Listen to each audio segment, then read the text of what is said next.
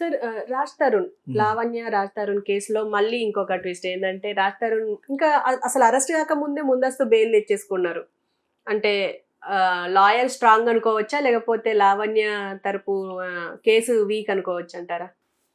Week strong అనేది judge should tell, అది మనం చెప్పకూడదు. అంత అంత కూలంకషంగా తెలియదు కాబట్టి అది మనం చెప్పలేము. వాళ్ళు జరుగుతున్నదంతా సోషల్ మీడియాలో కెమెరాలో పెట్టి చూపిస్తున్నారు కాబట్టి ఆ అమ్మాయికి అన్యాయం జరిగినట్టుగా ఎవడో మాట్లాడితే ఆయన చెప్పు తీసుకొట్టినట్టుగా కూడా అక్కడ చూసాను నేను. అమ్మాయి గురించి మాట్లాడుకునే లోగానే ఎన్ని చూడాలి మనం, అవి నాకు అప్పుడు కనపడలేదు, నిన్న మనం చూసాను. అది ఇది ఎవరికైనా ఒప్పుకెళ్తే మాడదా, తప్పే ఉంది. కానీ అమ్మాయిలో ఎంత ఆర్ద్రత, ఈ కోపం రావడం గల కారణం maybe she may be correct. మాట్లాడేవాడు రాజ్ తరుణ్ తరపు మాట్లాడేవాడు కరెక్ట్ కాకపోవచ్చు. ఒక మనిషి హట్ అవ్వకుండా ఆ లెవెల్కి వెళ్ళదు కదా.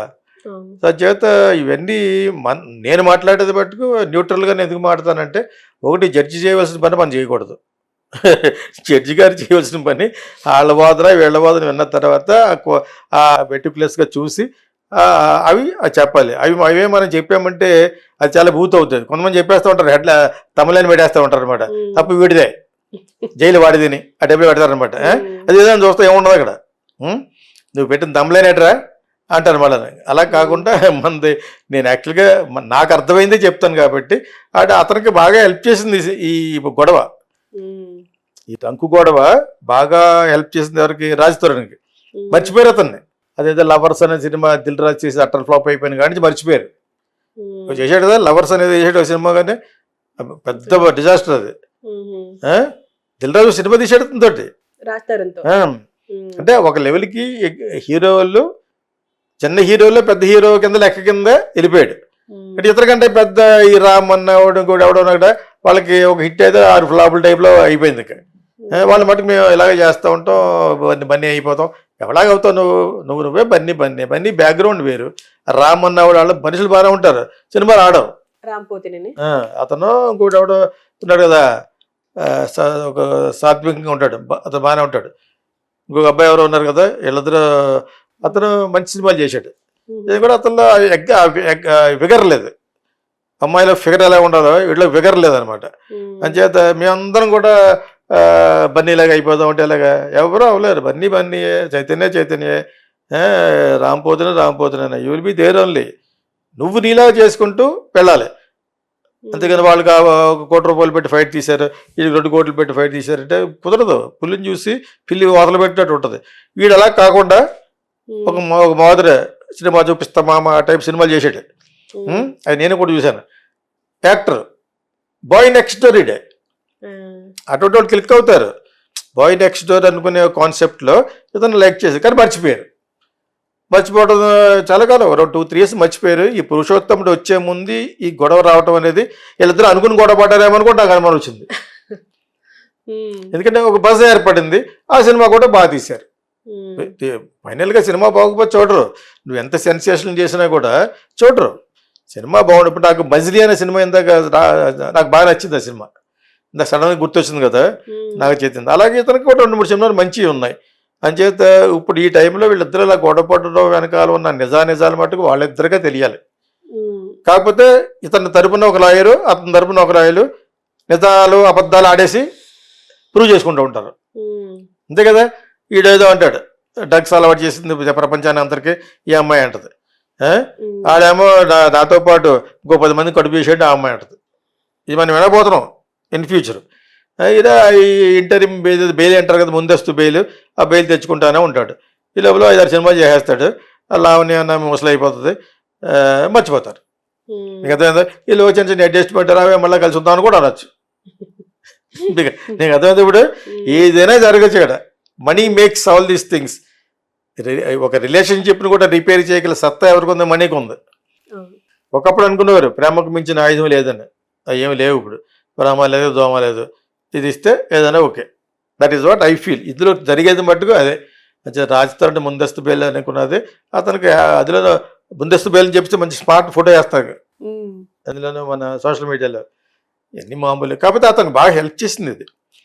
ఈ కాంట్రవర్షియల్ ఇంటరాక్షన్స్ ఉన్నాయి కదా, దాని తరపున అందరూ మాట్లాడడం, మళ్ళాటోళ్ళు కూడా మాట్లాడడం వల్ల అతను ప్రెస్ అయింది. అంతే, అయిపోయింది. Thank you.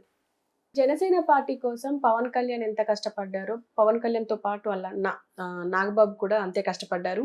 అది మనం చూస్తూనే ఉన్నాం. ఏదున్నా ముందే రియాక్ట్ అవ్వడం అన్ని చేశారు.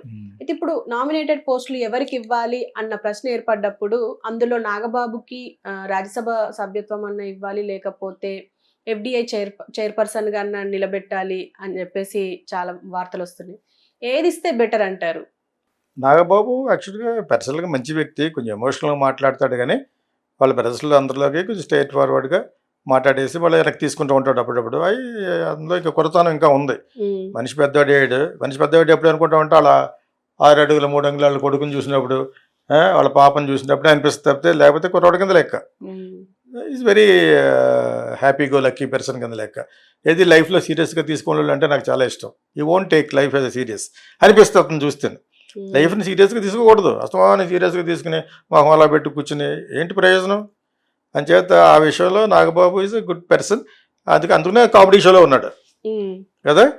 వాళ్ళు భద్రశత్రువులు పక్క పక్కన కూర్చుంటారు. బట్ అమ్మాయిని కూడా బాగా పాడైపోవాలి అనం, కానీ బట్ శ్యామ్ ప్రసాద్ రెడ్డి ఆ షో అది. శ్యామ్ ప్రసాద్ రెడ్డి అంటే నాకు మెడ్రాస్లో కాలేజ్ కొలీగ్ ప్లస్ బాగా friend. So my condolences to Shyam Prasad Reddy's wife. ఆమె పోయారు ఈ మధ్యన, తన వైఫ్ పోయింది అనమాట. సో ఈ సందర్భంగా తనకి సంతాపం చెప్తున్నాను అనమాట శ్యామ్కి. బట్ ఎనీవే వాళ్ళ షోలో ఇతను one of the main person కాబట్టి మన నాగబాబు. నా ఉద్దేశం ప్రకారంగా ఎఫ్డిసిలో పెద్ద ఆంధ్రాకి సెపరేట్ అయిపోయింది కదా ఇప్పుడు ఫిల్మ్ డెవలప్మెంట్ కార్పొరేషన్. పొసాని చేసిన క్యారెక్టర్లు అలా చేయటం నాకు దానికంటే రాజ్యసభకి వెళ్తేనే మంచిది అనిపిస్తుంది. దానికి కొన్ని ఉపయోగపడని పనులు చేయొచ్చు. ఆ ఢిల్లీ అట్మాస్ఫియర్ కొంచెం బాగుంటుంది. అలా వాళ్ళ బ్రదర్ అప్పుడు వెళ్ళేవాడు, వాళ్ళ బ్రదర్ అంతేనా ఆయన పెద్ద ఆయన కాబట్టి. సో అది రాజ్యసభ అయితే బాగుంటుంది. సెపరేట్ క్వార్టర్స్ ఇస్తారు, you can talk many things. అక్కడ విషయాలన్నీ కూడా చాలా కూలంకుషంగా పైలట్ చేయడం కోసం ఉంటుంది. అతను ఆ ఇంట్రెస్ట్ ఉంది కాబట్టి ఇదేముంది, ఇది ఇంకా తిరుమల తిరుపతి అనేది బట్ ఎవరున్నా బ్యాడ్ వస్తుంది అక్కడ. ఎందుకు? అది గని వెంకటేశ్వర రిచ్ మ్యాన్. ఓకే, నేను చెప్పాను కదా, దానికి వైఎస్ రాజశేఖర టైంలో అన్ని డిపార్ట్మెంట్ల మీద తీసేటప్పుడు తిరుపతి గురించి కూడా ఫిల్మ్స్ తీద్దామని వెళ్ళాను. బోర్డ్ ఆఫ్ డైరెక్టర్ మీటింగ్లో ఉన్నాను. ఇది నా వెంకటేశ్వర మీద ఒట్టేసి చెప్తున్నాను. అన్నీ బాగా జరిగిన ఒక ఆయన పెద్ద బ్రాహ్మణ ఆయన నన్ను బాగా సపోర్ట్ చేశారు. చేయండి, ఇలాగ ఇవి చాలా అవసరం, ఆ షార్ట్ ఫిల్మ్స్ చేయాలి 10-15. అది వచ్చిన తర్వాత వైఎస్ఆర్కి చెప్దాం అని అనుకున్నాను. రికమెండేషన్ అవసరం లేదు, నాకు ఆల్రెడీ ఆయన గ్రీన్ లెటర్ ఇచ్చారు, ఏ డిపార్ట్మెంట్ నేను చేయొచ్చని. కిందకి దిగాను, దిగి ఆయన ఎవరో వస్తున్నారు కదా, ఆయనకి ఫోన్ చేసేసి తర్వాత కలుద్దామంటే అని ఫ్లైట్ ఎక్కేసాను. మా ఆవిడ అడిగింది వాట్ హ్యాపెండ్ అంటే, నేను అది చేయాలనిపించలే, భయం వేస్తుంది వెంకటేశ్వరం చూసాను. ఎందుకంటే రూపాయికి 10 రూపాయలు తినేయచ్చు నేను అక్కడ. అడ్వర్టైజ్మెంట్ ఫిల్మ్ మేకర్ని కదా, ఫిల్మ్ చేసేటప్పుడు ₹1,00,00,000 అనుకో 40-50 లక్షలు తినేయచ్చు. నేను తినేటువంటి నా లాభం, అది నా కష్టం, అది నా రెమ్యూనరేషన్. అది ఎక్కడైనా చేయొచ్చు, కానీ నేను దగ్గర చేయకూడదని మానేశాను. అర్థమైంది ఇప్పుడు. నేను అలా చాలా డిపార్ట్మెంట్లు చేశాను. అంటే మరి మా ప్రాఫిట్ ఉండాలి కదా. ₹1,00,00,000 ఇస్తే ₹1 ఉంచుకుని ఇది చేసేసి అంత పవన్ కళ్యాణ్ కాదు కదా నేను. అంచేత I have to work out for me. So అది నేను చేయకుండా వెళ్ళిపోయానని చెప్తున్నాను. అందుకని ఆ విధంగా ఇప్పుడు ఇతనికి ఎవరో మన నాగబాబుకి ఇచ్చినా కూడా ఎంత నిజాయితీగా ఉన్నా కూడా, నిజాయితీగా ఉంటే ఏం చేయకూడదు.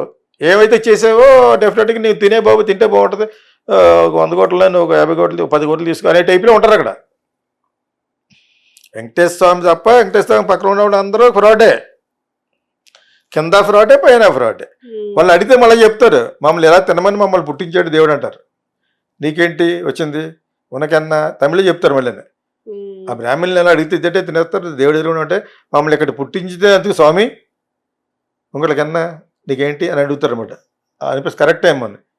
వాళ్ళు తిన్నా కూడా అక్కడ ఉన్న వాళ్ళు అందరినీ దేవుడు అక్కడ పుట్టించాడని, ఆ ఉద్యోగం ఇప్పించాడని. అక్కడ వాదించలేము మనం. ఆ విధంగానే అందరూ తింటూ ఉంటారు. చేత అది మరి అది కూడా మంచిదే. మరి అతను దేవుడిని నమ్మకం లేదనుకుంటా. దేవుడిని నమ్మడో ఏదో సంథింగ్ ఈజ్ దేర్, అతను తీసుకోకపోవచ్చు. బట్ రాజ్యసభ మెంబర్ మట్టుకు correct. It is going to do some good for Pawan Kalyan and also మన ఆంధ్రప్రదేశ్ రాష్ట్రానికి కూడా మంచిదే. అతను కొంచెం యాక్టివ్ పర్సన్ కాబట్టి నా ఉద్దేశం చెప్పాను సోమ. అంచేత నాగబాబు సినిమా గురించి అడిగారు కాబట్టి అంటే ఎఫ్డిసికి ఇటు అంటే సినిమా ఇండస్ట్రీకి రాజకీయాలకి అనుసంధానంగా ఉంటుంది కదా సార్, అది ఇప్పుడు ఎందుకు అదే అన్నాను, ఎఫ్టీసీ ఆంధ్రప్రదేశ్ ఎఫ్టీసీ అనేది యాక్చువల్గా పెద్దదే, ఇంకా తెలంగాణలోనే ఫామ్ అవ్వలేదు ఫిల్మ్ డెవలప్మెంట్ కార్పొరేషన్. రెండు కూడా ఒక దాంట్లోనే ఉంటే కరెక్ట్. యాక్చువల్గాను స్టేట్ సెపరేట్ అయిపోయింది కాబట్టి తీసేశారు.